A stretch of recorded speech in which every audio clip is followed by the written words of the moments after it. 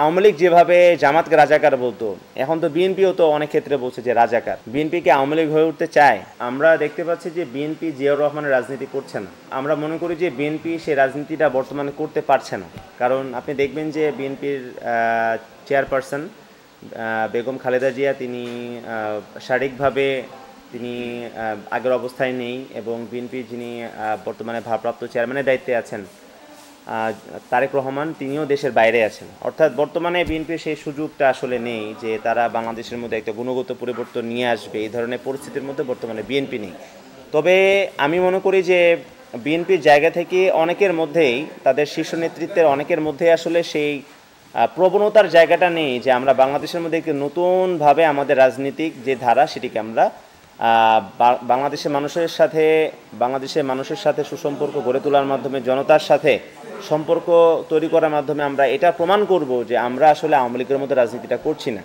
সেই জায়গাটিতে যেন তারা না যায়, সেই ব্যাপারে তাদের ভেতর থেকেই একটা প্রতিষ্ঠার একটি জায়গা আছে যে আসলে তারা আওয়ামী লীগের রাজনীতি করছে না, এই ন্যারেটিভটা যেন তারা মানুষের কাছে তুলে ধরতে পারে। সেই প্রতিষ্ঠার জায়গাটা কিন্তু আসলে বিএনপির তরফ থেকে অনেক ক্ষেত্রে আসছে না। এই কারণে কিন্তু মানুষের মধ্যে একটা সংশয় ডানা বেঁধেছে যে আসলে বিএনপি কি আওয়ামী লীগ হয়ে উঠতে চায়, বা বিএনপি কি আওয়ামী লীগের রাজনীতিটা করতে চায় যে রাজনীতিটা আওয়ামী লীগ করেছে।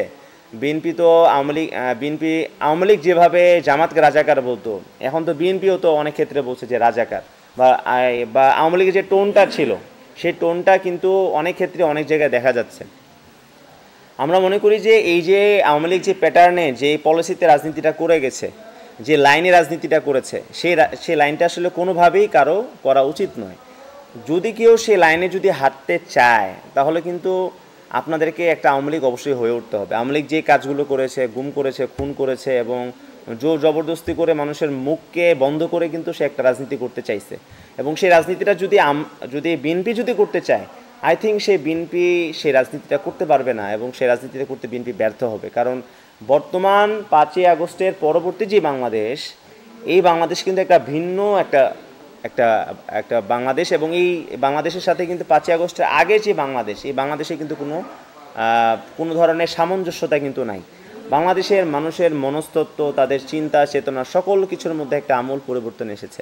মানুষ কিন্তু আর আওয়ামী লীগ মানুষকে যেভাবে ডোমিনেটেড করে রেখেছে, এবং বাংলাদেশের মানুষকে যেভাবে দাবিয়ে রাখার পূর্ণ পরিকল্পনা তারা বাস্তবায়ন করেছে, সেই বাংলাদেশের মানুষকে দাবিয়ে রাখার যে রাজনীতি, এই রাজনীতি কিন্তু বাংলাদেশের মধ্যে আর কেউ করতে পারবে না। এবং আমরা মনে করি যে বিএনপিও সেই দাবিয়ে রাখার রাজনীতির মধ্যে যদি বিএনপি যদি যায়, তাহলে একটা রাজনৈতিক দল হিসেবে আসলে সেই জায়গায় বিএনপি অবশ্যই ব্যর্থ হবে। এবং আমরা মনে করি যে কখনোই কোনো রাজনৈতিক দলেরই আসলে জনগণকে দাবিয়ে রেখে, জনগণের উপর চাপিয়ে দিয়ে, তাদের অধিকার হরণ করে কোন রাজনীতি করার যে চর্চা, সেই চর্চা অবশ্যই কোনো রাজনৈতিক দলের যাওয়া উচিত না।